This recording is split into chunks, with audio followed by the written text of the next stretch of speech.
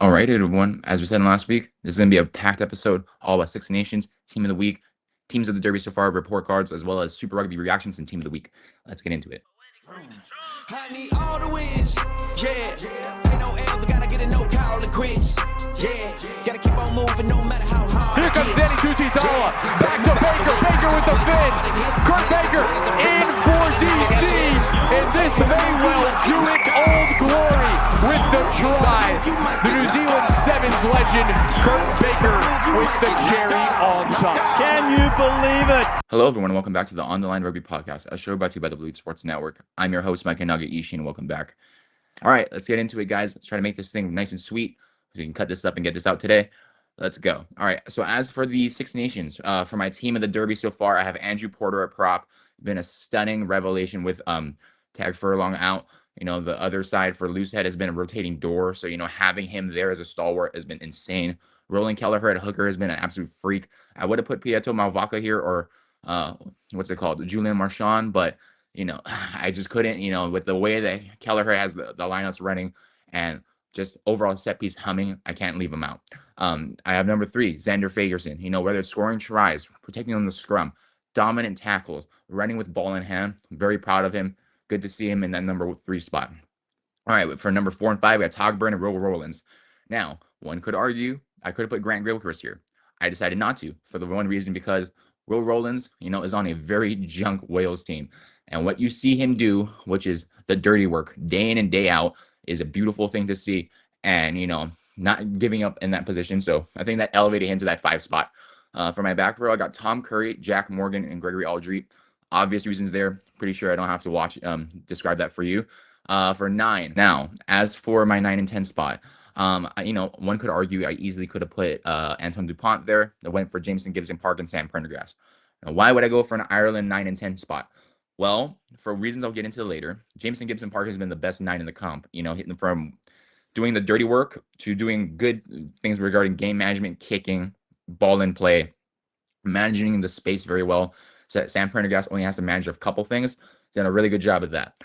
I would argue Sam Prendergast is the best 10 in the comp. Why? Well, okay, he's not as electric as Marcus Smith. He's not as a complete attacking threat as you would see with a Sam Costello or a, Jack Crawley. But for what he does it very well. He doesn't exactly attack the line with speed, but what he does well is dedicate who's going to get the ball, pick where the space is going to be, attack it, and manage it. And, they're not going to win the games because of Sam Prendergast, but they're not going to lose the game because of Sam Prendergast. Whether it's his kicks from tee or his ability to get deep kicks down the field like Kieran Frawley can, you have options, and it gives you an open playbook regarding what the rest of your team can do, which I like. If you're looking at a 10, you want a quarterback of your team, and, I think this is the ultimate point guard right here. He's not going to be a Chris Paul or a Russell Westbrook when it comes to the attacking the paint, but regarding the other things, a very good job at that. As for my back 3, I went with Hugh Jones. As with my centers, I went with Hugh Jones and Ollie Lawrence. Ollie Lawrence simply for the fact of dominant tackle in play, great short ball, sacrificing your body to make the play. Good job with that.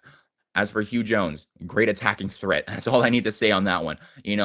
Whether it's finding the right hole, managing space, dummying, keeping the ball in the field, doing a good job at that. And then as for my back 3, for obvious reasons, I think I would go for James Lowe and Louis Bielbari, and then Blair Kinghorn at 15. Now, one could argue I also could have put Tomas Ramos in there. But again, with Blair Kinghorn, I think he does a better job in attacking and also managing. I think with a lot of things that Tomas Ramos does really well is regarding the kicking and space management. So, your mileage may vary on that, but that's where I'm at for that. As for my bench, I went with Jean-Baptiste Gros. I went with Julian Marchand and Danilo Fischetti as my front row first placements. All of them quality players in good form this year, and I expect them to carry that into the automations. You got for my lone back replacement, you have Aaron Ringwright for back row. Same thing as Will Rowlands, doing a good job in adversity and just managing to keep up that high level of play that we saw in the World Cup. For the rest of the positions, I have mostly backs. It's going to be Anton Dupont, Tommy Freeman for just the attacking form alone, as well as skill under the high ball. You got Tomas Ramos for space management, as well as Theo Atasgobi. Despite the fact that he didn't play in round 2, the ability that he's had to not only stretch a field, but also to complement a Bielbari, despite not having a lot of the support and mentorship regarding the injured players in front of him, he's doing a great job. I expect him to play in round 3. Hopefully he's in the lineup, and I think he's going to go off and be a freak. But there we go. And then let's go into what I thought of report card wise for the comp. So I had Ireland at an A. I didn't have them at A+. They're not perfect. I think getting Jack Crowley in that lineup and just having them attack more would get them into the A+.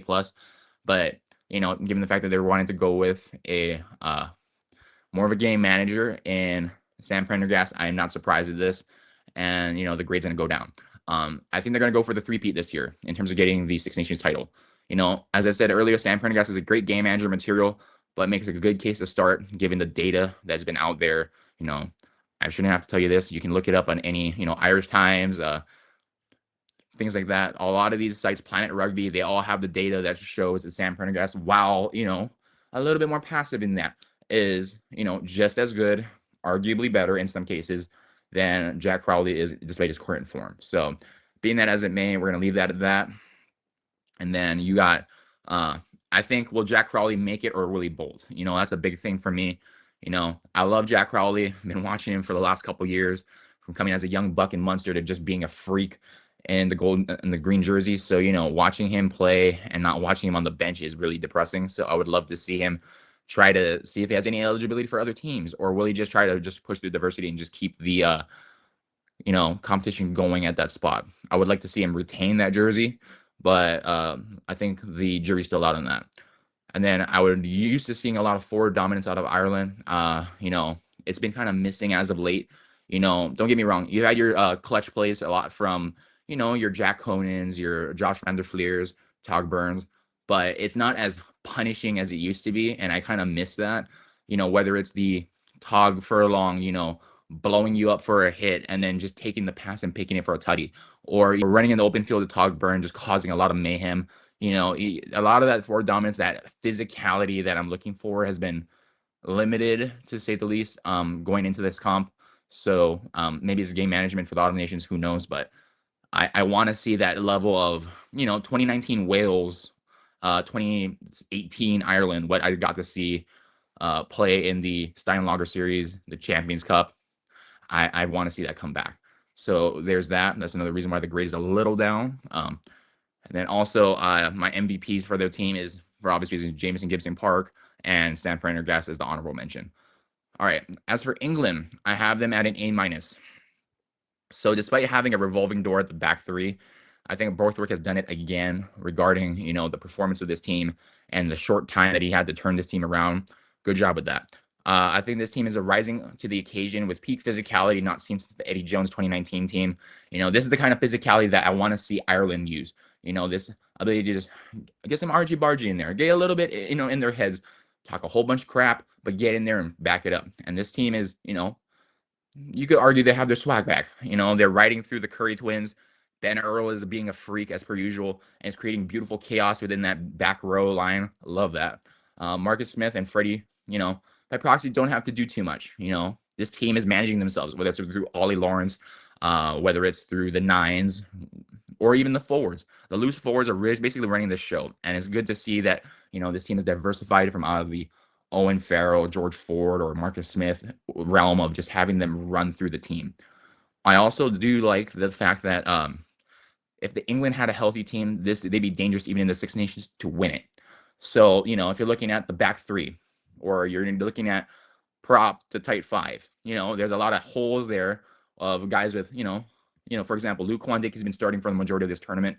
One could argue Ewells and all those boys could easily be in this lineup. There's a lot of guys omitted who are having good form, whether it's in the Premiership, URC, and, this is things to watch. And if they were selected, or, things were different and they were healthy, this would be a totally different team. So being that as it may, I thought they get an A-, so a good grade on that. I would say their MVPs, Ben Earl and Tom Curry. Like I said, when you can run a team through the loose forwards, is it a nice thing to see. As for my Scotland grade, I had them as C+. They ride or die by Finn Russell's in the centers. If it's not through Hugh Jones, if it's not through Finn Russell, maybe Kinghorn in the back, this offense isn't going anywhere. This is a hugely trenches-based short ball team that requires the electricity to get it out to Duhan, to get it out to Darcy, and just make things work. And I'm not seeing a lot of that execution that I used to see back in the past. So being that, they get that lower grade. I thought Rory Darge and company continue to have ups and downs despite having Grant Gilchrist holding up his end in the lock spot. The loose forwards, despite the fact that their tight five has been holding up, has not been as good as I used to remember it. So it's a little disappointing. And I think that Duhan can't be the only playmaker on this team. Hugh Jones had a very big dip in performance. One could argue it's just because it's facing Ireland. Ireland's a very physical team in comparison to Scotland. But, oh, man, I really want to see some consistency out of this line. I know every player is going to have ups and downs, but just in terms of just getting the ball to where it needs to be, maybe not, being the Superman of the offense, but just making sure that you're doing all the right things. And I think that that was a big flaw in why the loss to Ireland was so bad. And in terms of coaching staff, I think we have to ask if Gregor Townsend could be out if the Calcutta Cup isn't theirs. When you're facing an England team that's going to be riled up to the nth degree to play you in Glasgow or to play you in Twickenham, it's not going to be a good time. And, Gregor Townsend's been a good coach. He's coached a lot of good teams, and I wish him the best. But I don't know if the Scottish Rugby, Union is just going to have that type of cojones to keep him in despite everything. And I think that the MVP for this comp is got to be Blair Kinghorn so far. Whether it's kicking, managing space, running, attacking with the ball, he's been a freak all year. All right. As for France, I have them at a B+. I put that no matter who they line up in the back line, they're scoring hat tricks. Whether it's Bielabadi, Adis Gobe, eventually, when he gets healthy, Villiers comes back, he's going to be scoring a hat trick over and over again. I love seeing that. France, when you have a revolving door at any position and you're able to not only put in new guys in depth or guys who haven't played in a while, and they're able to succeed at the highest level, it just shows not only for coaching, but quality of play as well. Also, their subterfuge offense seemed to be a little bit on decline in favor of the frenetic offense that they carry now. I think a lot of these carries over from La Rochelle and a lot of the play that they've been getting out of Toulouse. So being that as a main, all those great teams, and they're having a good time in terms of managing the space, but still keeping it, unlike the Super Rugby teams, which we'll talk about in just a bit, keeping it urgent, not frantic, not throwing balls that they shouldn't be, keeping it in space and keeping it in their hands. And I think that's the biggest thing that I could ask of any team is just keep the ball in your hands if you want to score. Outside of the back row, I'm not impressed with any of the forwards, especially the props. Uni Antonio not looking very good this year. Cyril Bile not looking really much better. Whether it's the fantasy aspect or just in general, form has just not really been there for them. Tight five, they've had a couple guys. Like I said, the hookers Marchand and Cross, but yeah, they just need to step it up. This team used to be run entirely by the forwards, and the backs were a complementary piece, and I want to see them back to that again. And then I think what this offense is missing is Matthew Jalabert. When if you're a big fan of Squidge Rugby, you probably watch his thing where he did versus Romain Ntamak versus Antoine and Jalabert. And that team run by Jalabert would be a human Energizer Bunny. He runs so explosively, and he has a lot of things that he brings well to the table. He's managing very well in the URC and the Champions Cup. So, I wonder why they didn't include him, at least in the starting form. But just waiting on that, and hopefully he comes back and I get to see, the human rocket ship, just go off. With him in that lineup with Adis Gobe and Bielabadi would be insane. I would love to see that. The MVP of this lineup, I'm going to have to put Louis Bielabadi in there just because whenever he's in, he's always scoring at least, you could argue, 30 points in fantasy. But on top of that, just in general, when he touches the ball, you have a chance of it going to the house. And there's few guys in the world that can do that. I would say Duhan, James Lowe, maybe Seba Reese, Will Jordan, Cheslin Kolbe, and then him. And wow, he's going to be, if he keeps it this form, I think he's going to be a freak for a long time in France. And that blue jersey is going to love him having there in that scrum cap. All right. As for Italy, I have them at a D. I think they're missing a lot of their attacking flair, but their defense is looking hungry, which I like. I think the one thing that Italy was missing, I thought, was a lot of physicality, a lot of locking down defense, not missing a lot of tackles, and they're really locking that up now. And, that's a good thing to see. Regarding, the Capuozzo twins, Tommaso Allen, I think that they need to get the ball to Ange Capuozzo. He hasn't been looking as hot with ball in hand. I think there's one of the guys that you need to feed to constantly keep him not only confident, but also have him, ready for the next hit, boom, and just, constantly just keep rolling the block so that you never know how many touches he's going to get before the defense gets tired, and just use him as a bell cow. He may be small, but he's electric and he's a freak. And Tommaso Allen is, I would argue, looking more like the point guard than Paolo Garbisi, which is good because with Tommaso Allen has the ball, his kick management for space has been really good so far, as well as his attacking prowess in terms of getting the ball to the right hands. So good to see there. I think the one thing that I wonder a lot, big time, would be where is Paolo Garbisi and the forwards gone? In terms of form, you look at Mikael Yamaro or, Garbisi when he used to be electric. I'm not seeing that anymore. And I don't understand why. I don't watch a lot of Italian rugby, so maybe there was a thing.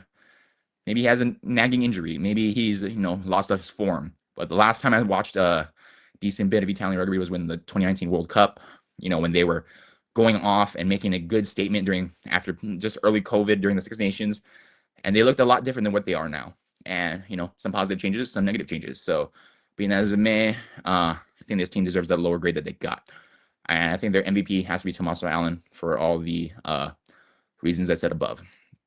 As for Wales, I had them at a D-.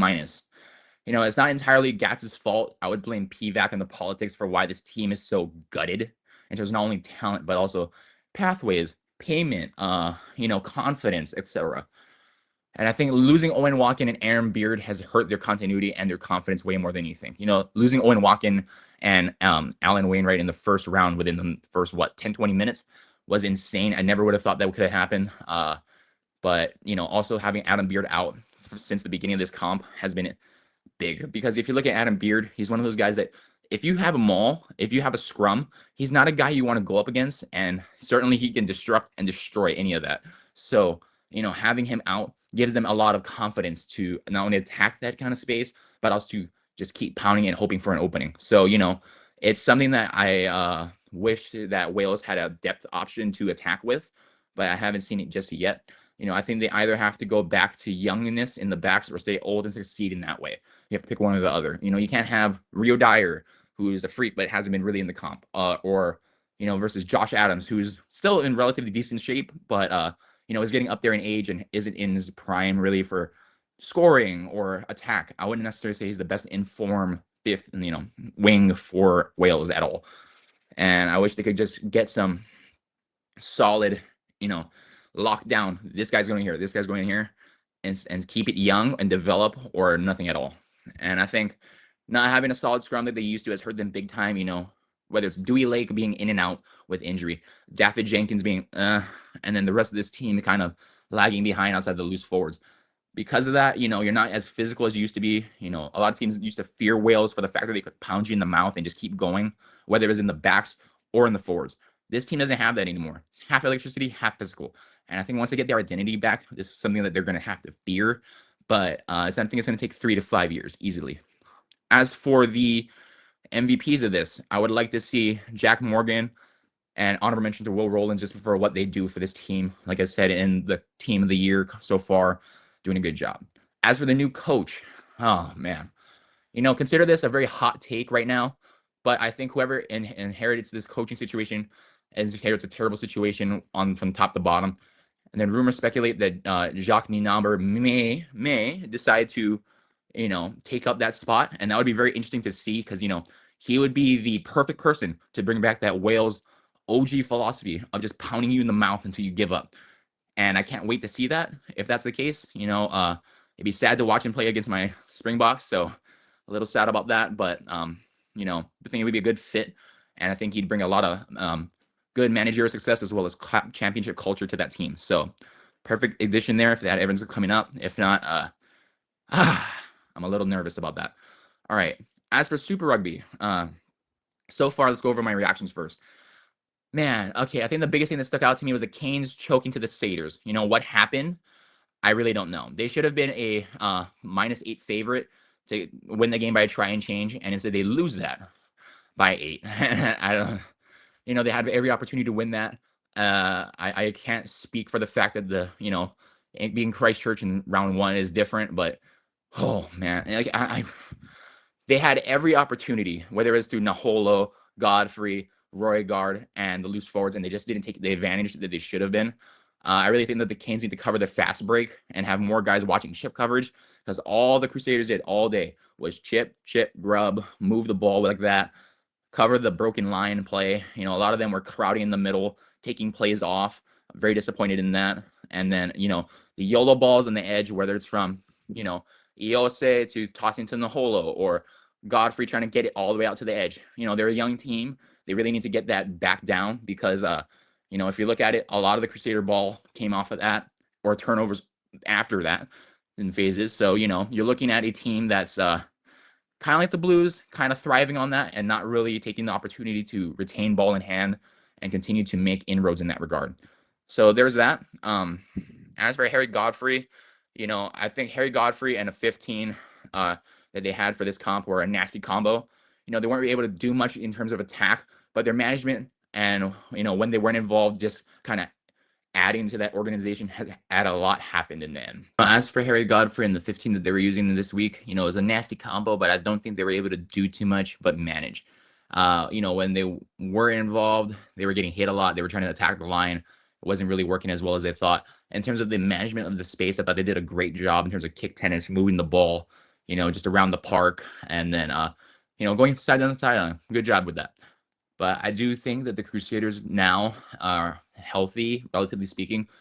They're a dangerous spoiler team, whether it's, coming to Christchurch or, going to another team stadium, maybe even Eden Park or FMG Stadium. I think it would be a very interesting matchup, with Will Jordan back. I think this team is looking really hot.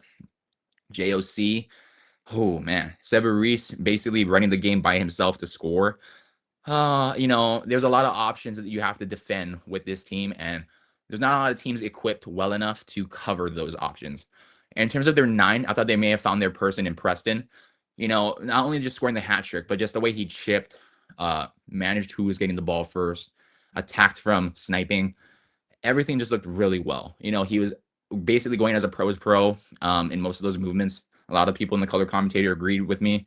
And I love to see that. They had a Hotham who was an okay cat, but I think this guy Preston is going to be an insane level of improvement over Hotham, who just got re-signed, as a matter of fact, today. In terms of the Canes, I think they effectively took their foot off the gas and allowed this madness to occur. Lots of positives from both ends, but not enough to overcome the fact that JOC is him, with whether it's taking his slippery behind into coverage, drawing extra defenders, allowing space to open up, not covering open field by the Crusaders in the back row to allow them to, basically influence the game by their chipping and grubbing game. And then on top of that, one could argue the kick tennis and the tons of missed tackles by the Hurricanes sealed it for them. I would definitely say that my MVP so far for this game would be JOC and Harry Godfrey, being that as it may. Let's move on.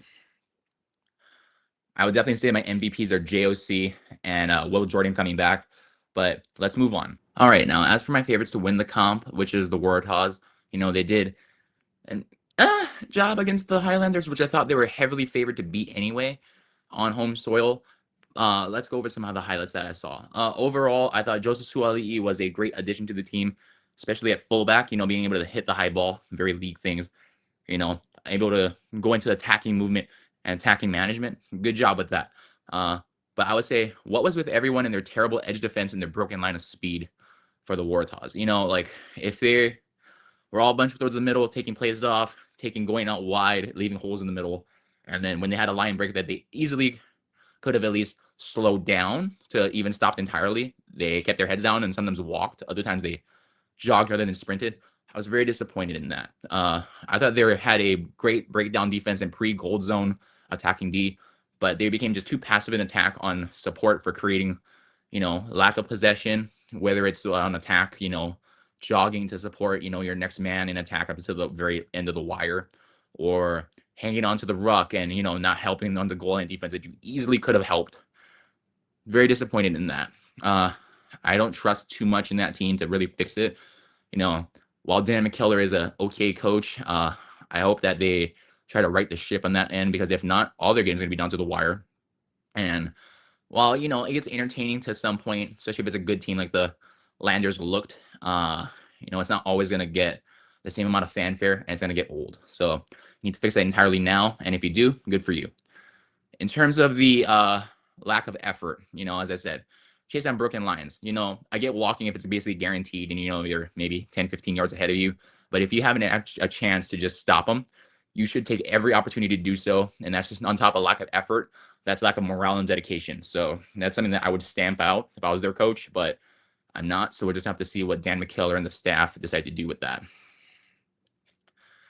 I would like to also say that the turnovers and 22-minute revisits into the gold zone saved them, as the Landers went every other metric outside of that. So their attack was the thing that kept them alive. So going through the game, I thought their MVPs would be Joshua Li'i for the Taz. For the Highlanders, I thought Fabian Holland did a good job. One could easily say their new back did a good job too, scoring almost a hat trick. But, when you're looking at Fabian Holland, who is a favorite to win the All Blacks jersey spot with Tupou Va'i this year, he's done a good job to hold those expectations against a very physical Taz team. And I think that it's only up from here going forward. Moving on. As for the mighty Chiefs of North Waikato, I thought they did a good job in Eden Park in the city of Sales, shutting down the Blues at their own game.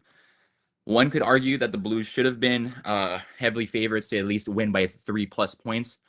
But, looking at the Chiefs' defense, I thought that really shined out great, more than their attack at any point of the game. I thought that the Chiefs getting 11 22-meter entries and leaving at 0.5 points more than the Blues, 2.7 versus 3.2, is trippy with that backline that the Blues have, and the Chiefs are running it through the forwards and DMAC. Beautiful to see. Haven't seen that probably since, 2018, 2019 Chiefs, when they had Lachlan Boshier, Sam Kane was in his prime, etc. That's a team that I want to see come back, and I think despite all the heavy losses like Wallace Atiti, Scooter Stevenson, having that team go back to their roots was a beautiful thing to see. I thought another thing that really stood out in this game was the Chiefs just beating the Blues' anemic attack with stunning force, especially with over having 2.7 times the line breaks over the Blues, which normally that's a Blues department thing. They love to play in the open play. So to have the Chiefs beat them at that in their own game is amazing. I think another thing is, despite, being on defense majority of the game, for the Blues having great defenders on that end, they failed to make tackles. They failed to beat the Chiefs in offload prevention and turnover department. Despite having machines in that department, like, you're looking at Dalton Papali'i, Anton Segner, Patrick Tuipulotu, Olfatunga Fasi. They should have been a lot better in that regard. In terms of the Chiefs, though, Kalen Boshier looks exactly like his brother in defense, and I love to see it. I miss Lachlan, rip the homie in Japan. I'm still waiting for you to be a brave blossom and just rip into New Zealand the way you should have for the All Blacks. There's a sad excuse of a reason to let you go. Being that as it may, though, I think you're doing a good job in Japan. I would love to see you again in that Rising Sun jersey. Speaking of Quinn Tupaia, though, he's back with physicality, and I'm all here for it. There have been many times over the last 2 years in this podcast that I've basically slammed him and the Chiefs for putting him out there what seemed too early, whether it was him babying it or, just not looking to go into contact as much as and as powerful as he can be. He looked very skinny coming off of his injury for 2 years.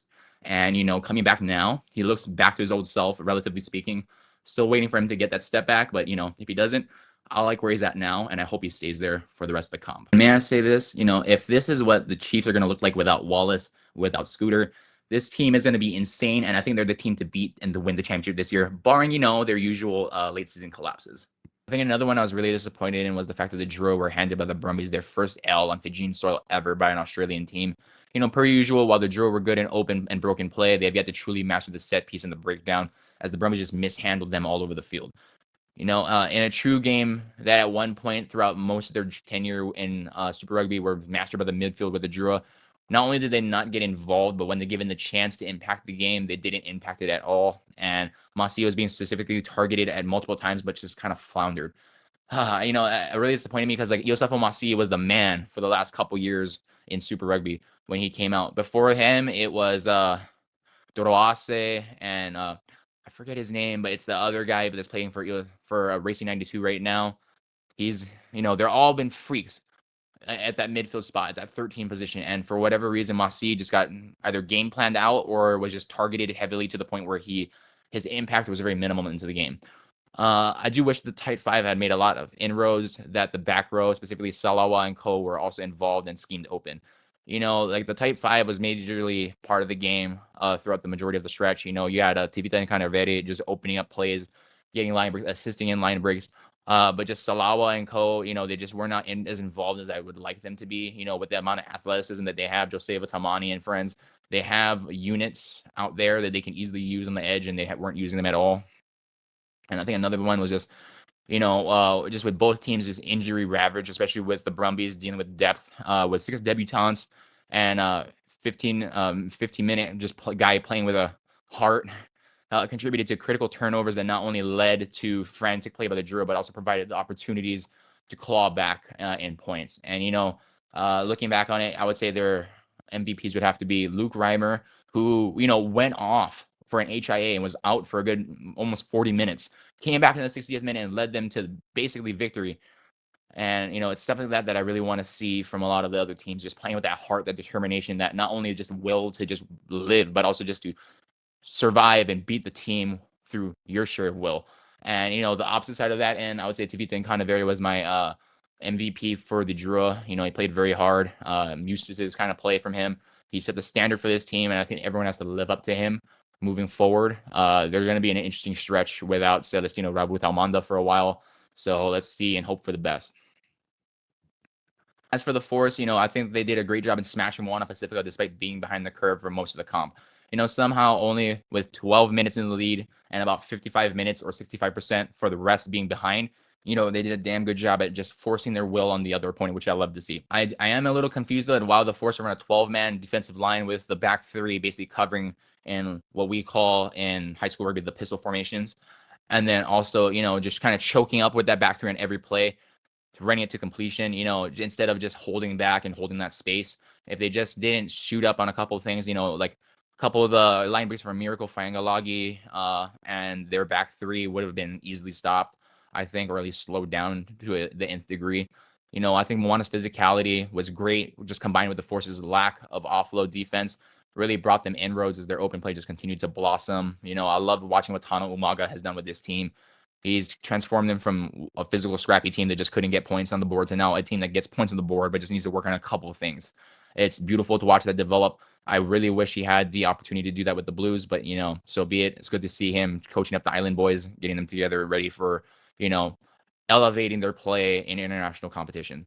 As for the Force, I thought they made continued post-contact meters and converted in the gold zone, consistently leading it in the game where they could be controlled.